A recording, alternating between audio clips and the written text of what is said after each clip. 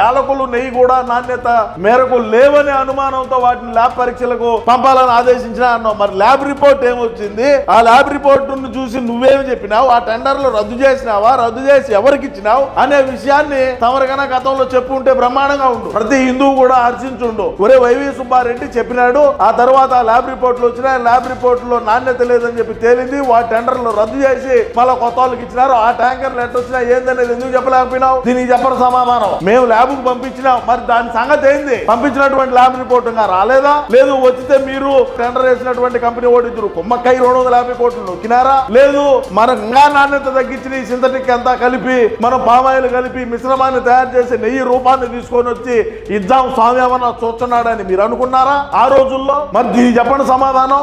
ఆధారాలు ప్రతి ఒక్కటి కూడా ఉన్నాయి. జరిగింది అవినీతి. అసలు కలియుగ దైవం వెంకటేశ్వర స్వామి సన్నిధానంలో లడ్డూ ప్రసాదంలో జరిగినటువంటి అవినీతి ప్రతి ఒక్క హిందువుడికి మన పార్టీకి సంబంధించి మీరు అప్పుడు ఉన్నటువంటి పాలక మండలి సభ్యులు ఎవరైతే ఉన్నారో ప్రతి ఒక్కరూ వచ్చి క్షమాపణ తెలియజేయాల్సినటువంటి రోజు ఉండాది. మీరు చెప్పరు ఎందుకు మేము చేయలేదని మీరు భుజాలు తడుకుంటారు కదా.